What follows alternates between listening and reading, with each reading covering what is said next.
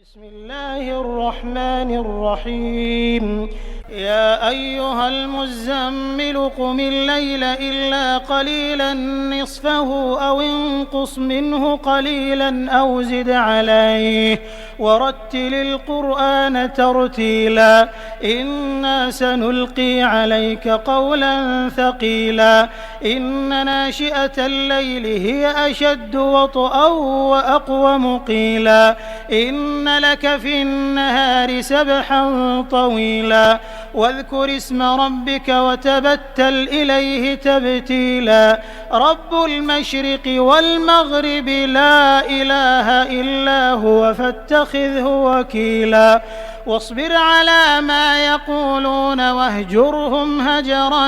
جميلا وذرني والمكذبين أولي النعمة ومهلهم قليلا إن لدينا أنكالا وجحيما وطعاما ذا غصة وعذابا أليما يوم ترجف الأرض والجبال وكانت الجبال كثيبا مهيلا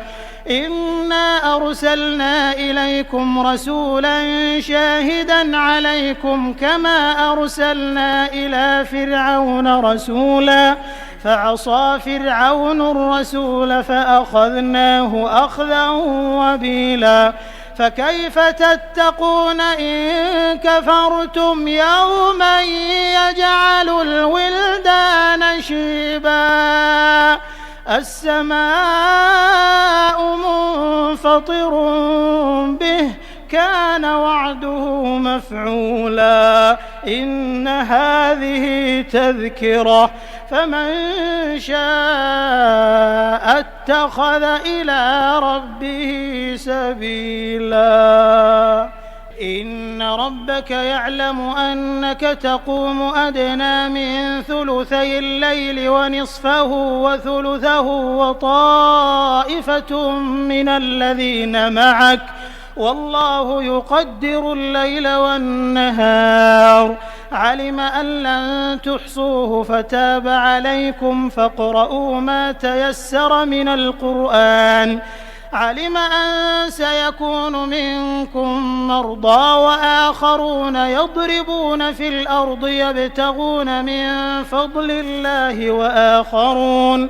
وآخرون يقاتلون في سبيل الله فاقرؤوا ما تيسر منه وأقيموا الصلاة وآتوا الزكاة وأقرضوا الله قرضا حسنا وما تقدموا لأنفسكم من خير